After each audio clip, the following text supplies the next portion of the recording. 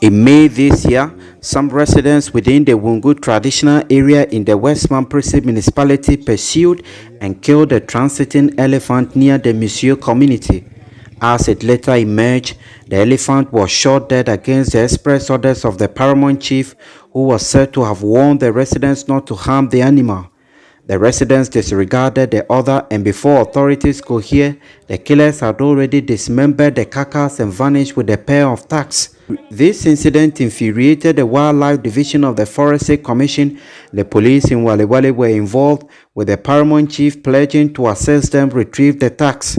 And after weeks of intense manhunt, the tusks have been found, however, yet to be handed over to the Wildlife Division.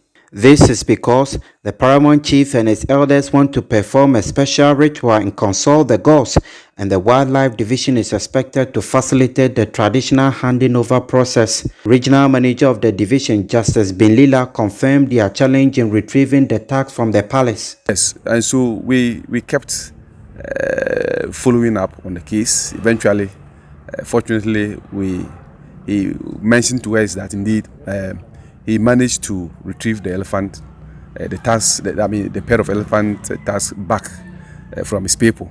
And that is some piece of good news, as you say, because the tusks belong to the government, and they must get back to the government. So they are en route back to the government, because once the paramount chief has gotten it, we are so hopeful that he will do nothing for get the tusks back to the police command. Then we would also take hold of them, and so that is basically what we are waiting. We hear the paramount see the traditional council wants to undertake some rituals, perform some rituals to pacify their gods, so they can hand over on the killing, pacify the gods on the killing of the elephant on their land, shedding the blood of the elephant on their land. That tells you how important, how significant an elephant can be. The blood of an elephant is being equated to human being culturally. So one of the importance of elephants as far as their management conservation is concerned. So we are waiting for the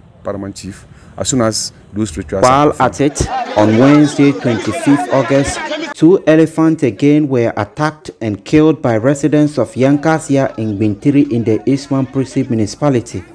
The elephants were said to have killed a 42-year-old man named Fuseni Mbeni after he joined others in an attempt to catch a glimpse of the elephants that were moving through the community.